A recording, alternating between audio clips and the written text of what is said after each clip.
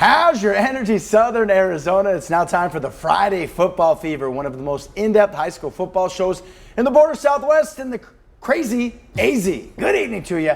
I'm Paul Seacaller. And I'm David Kelly. And Paul, it's hard to believe we're halfway through the regular season for most of the Tucson area big schools. And tonight we'll have highlights from 14 different programs from here in Baja, Arizona. Very true. A few of the traditional football powers in Tucson were hoping to make a statement tonight. Well, some proud programs in the old Pueblo were working on getting their first win of the season in exciting fashion you do not want to miss. Yeah, but for now, let's get to our Oasis heating and cooling game of the week. The boys from my neighborhood, Catalina Foothills, hoping to take down CDO in Oro Valley, Catalina Foothills, Falcons, and the Dorados.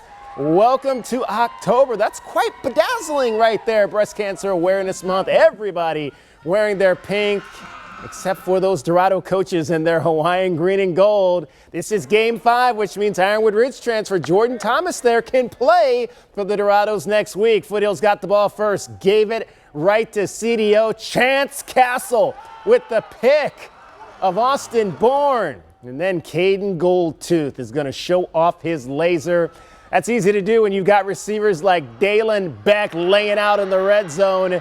That would lead to a Caden Luke touchdown. Now, Luke's got the biggest shoulder pads I think I've seen since Blake Martinez, and he knows how to use them.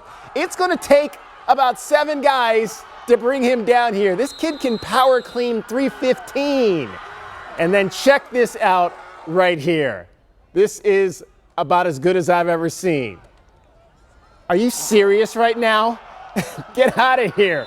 Caden Luke, y'all, 4 touchdowns. Yeah, what up indeed. Daniel Signs telling Bourne we need to answer. Bourne to Kincaid Burktal high pointing. And then Bourne puts it in a tight window to Ray Vasquez. Nice completion there. And hey, look, we're on TV. But how about Goldtooth and Beck? One of the best quarterback receiver combos in the city. That's a 44-yard strike here. 49-6, Canyon del Oro, Paul. I think you've got 3 candidates in this game alone for Player of the Week. Lots of candidates. All right, let's head on over to Tucson High with the Badgers hosting Sunnyside, and the Blue Devils will face a 4th and 6 in Badger territory, and quarterback Dion Conde gets it done with the completion to Samario Garcia. That will end up setting up a field goal for the Blue Devils. Tucson High would get the ball right back, and check out the defensive play by Javier Muniz and the big hit. Woo, man. That fired up the Sunnyside D, but then the Badgers began to put things together. Quarterback Devin Newman is doing it and doing it and doing it well. He represents the Badgers, but was raised out in Tucson. And Newman will also show off his arm. This time, he'll hit Jonathan Diaz. That's a first down, folks. And in the end, Sunnyside, though, comes out on top, 24-0. Back-to-back shutouts. Cienega playing host to Marana in the Battle of the Cats tonight. Plenty of skill to be showcased here. Marana started out pretty quick. How about this one here to Desmond Roebuck? He's going to bobble it, but comes down with the tough catch in traffic. And then Marana's Elijah Joplin dishing it tonight, puts it on the money to Jason Wood. That's an easy touchdown. Defense has also had a good game. How about the punch out here from Matthew Jensen, Player of the Week from last year, recovered by Jordan Zhang. Teamwork, making the dream work. And Cienega, they needed something to wake up. So on a crucial 4th down, they line up to punt, but psych, they fake it. Evan Weber lobs it to Levi Nez for the long gain.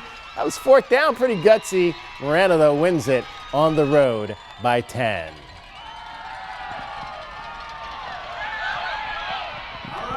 Move on.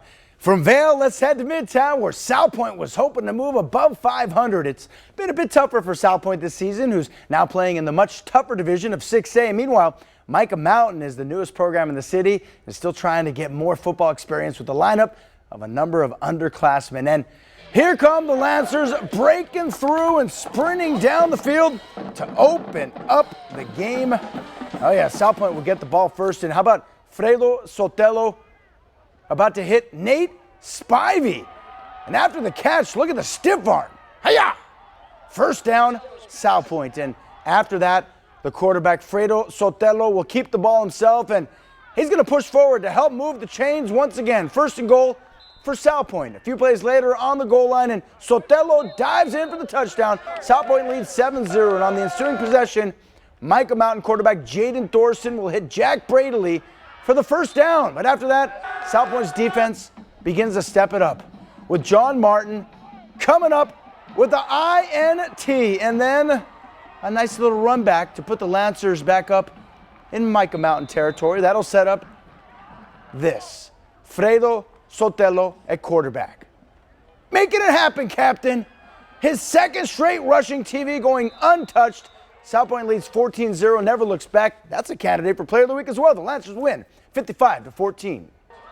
All right, Walden Grove is coming off a big 34-6 victory last week over the previously unbeaten Pueblo Warriors. Was hoping to carry that momentum into tonight's matchup against Mountain View. Meanwhile, the Mountain Lions trying to get back to their winning ways and avoid starting the season with 4 losses in their first 5 games. Mountain View looking for that second win of the season. Red Wolves quarterback QB1, that's Gabriel Smith, looking left but throwing right to Caleb Lyden, and once Lyden finds the sideline, he is gone, showing why he was Walden Grove's team MVP last season.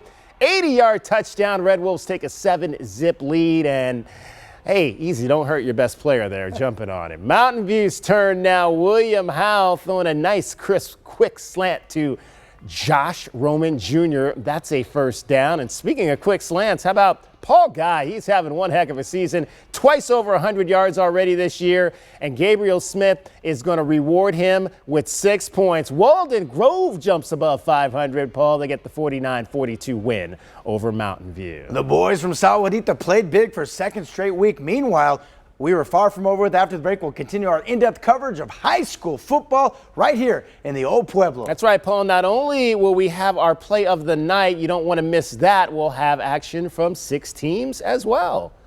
That includes Ironwood Ridge heading to Flowing Wells, while Sahuarita was hoping to take down Pueblo High School. Friday football fever is going to roll on after this quick break.